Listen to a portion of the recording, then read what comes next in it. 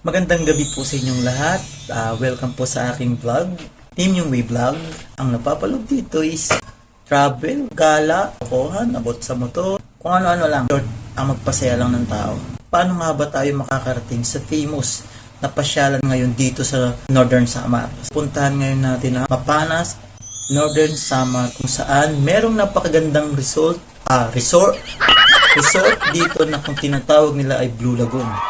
So, paano nga ba tayo makakarating doon? So, eto, panoorin natin kung paano tayo makakarating doon. So, tingnan nyo na. So, mula dito sa lugar namin sa Laoang, tatravel ngayon tayo ng Mapanas, Northern Samar, which is 55 minutes travel time. Kaya, let's go!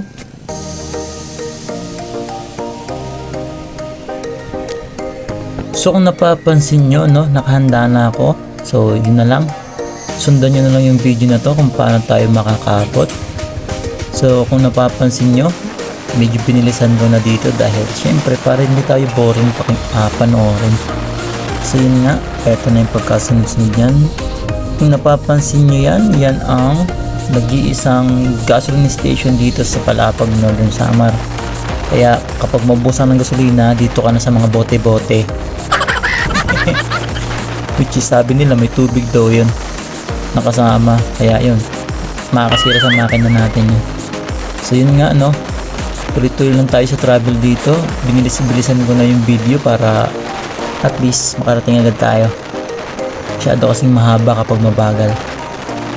So yun, wala naman tayong kinat dito, yung dire-diretso man lang to. Pagkalipas ng ilang minuto, syempre nagpahinga muna tayo dahil sobrang init talaga ng panahon ng araw na yan. So yun na nga, ang kagandahan kasi dito sa lugar na to, wala ka talagang makikitang lubak sa daan na to. Talagang ispalto siya, tapos talagang semento. Dati kasi lupa-lupa lang to dito, mga biyak-biyak, tapos delikadong daanan. Kaya ngayon nakakadaan na kahit mga bus, mga galing papuntang Maynila, ganun.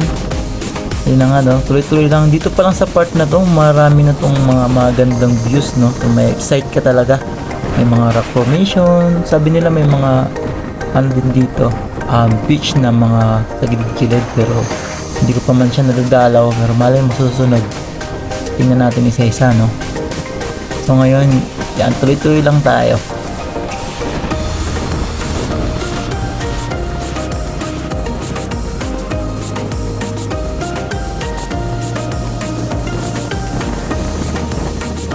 So yun nga, no, dito sa part na to mararamdaman mo na talaga na malapit na tayo sa pupuntahan natin kasi makikita mo na talaga yung mga magandang views, yung mga naglalakihang bato na nasa dagat. Ayan, no, hindi lang natin siya nakita masyado sa camera kasi nga nasa kabilang way tayo baka mabangga tayo. Hindi na ako huminto kasi priority natin yung lugar which is yung Mapanas, Northern Samar, yung Blue Lagoon yung pupunta natin. So, saka na yung mga yon. Okay, priority muna tayo.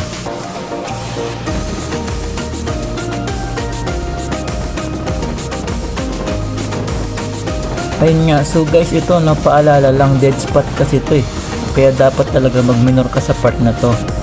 Kasi pag hindi ka mag-minor, pwedeng magdire-diretso ka talaga sa dagat. Ito kasi yung dulo kasi nito biglang kakanan, yung talagang kanan na kanan, tapos ang lalim, tapos overview din siya sa dagat. Talagang makikita mo talaga yung view niya dito. Binagalang ko talaga dito para makita niyo yung ganda ng lugar. Ito pababa to, talagang sobrang matarik ba tawag dun? Basta yun, basta pailalim siya. Ayan, kaya dyan pa lang sa part na yan, wala pa tayo sa Blue Lagoon. Napakaganda na, no? Kung pwede nga lang huminto dyan, kaso baka mahulog, baka magbalentong yung motor ko. Kaya hindi na natin hinintuan, no? Delikado kasi.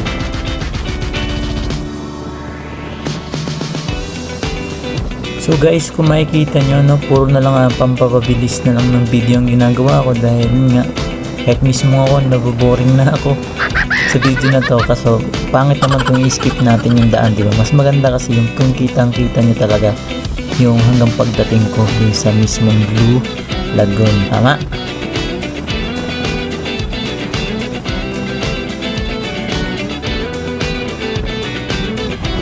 Yan, kung napapansin nyo, pag may mga view akong mga gandang nakikita, binabagalan ko, di ba, para makita nyo talaga. Para sulit naman kahit naman lang sa video makita nyo yung ganda ng lugar.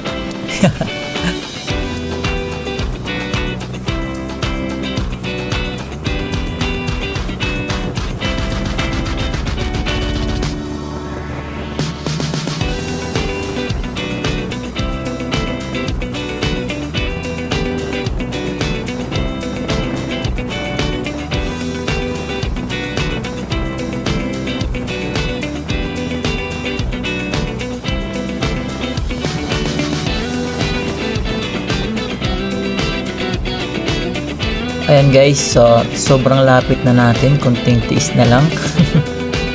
Namadali ko na sa guys, huwag mo pala kayo mag-alala sa mga tao dito dahil mabait ang mga tao dito. Dito na pala tayo sa Cabanatuan, part ng Mabanas, Northern Samar. Huwag kayo matakot sa mga tao dito dahil mabait naman sila. Kapag nagtanong kayo, sasagutin naman kayo nila ng maayos. Ibang iba to sa ibang mga lugar na napupunta natin.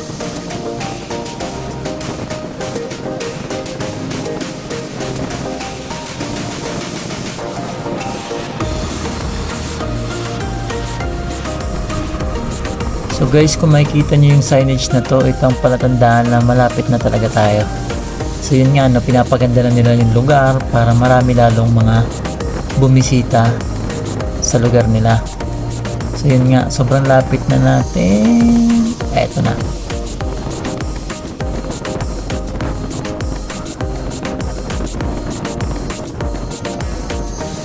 Tcharam! Wow!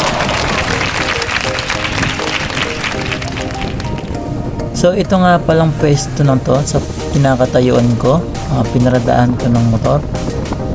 Ito pala yung overview ng Blue Lagoon. So hindi pa talaga siya yung Blue Lagoon mismo. Dito mo lang siya matatanaw mula dito. Maganda rin dito, maraming nag-picture dito kasi isa rin to sa mga pinupuntahan nila, yung overview ng Blue Lagoon. So kung makikita nyo yung sa gitnang malaking bato na yan, nandyan mismo yung Blue Lagoon.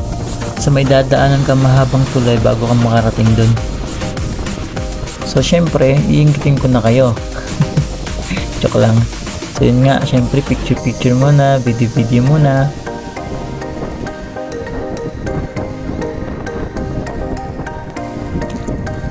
Nakadami akong picture tsaka video dyan dahil sobrang ganda talaga ng lugar. Promise, hindi kayo magsisisi pag pumunta kayo.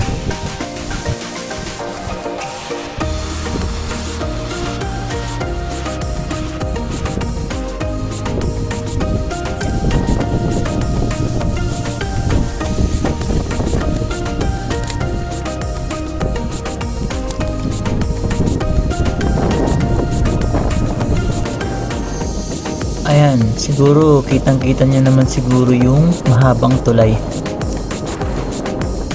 So guys, dahil mahaba na po yung video ko, kita-kita tayo sa next video ko. Continue nitong experience natin sa Blue Lagoon. Maraming salamat!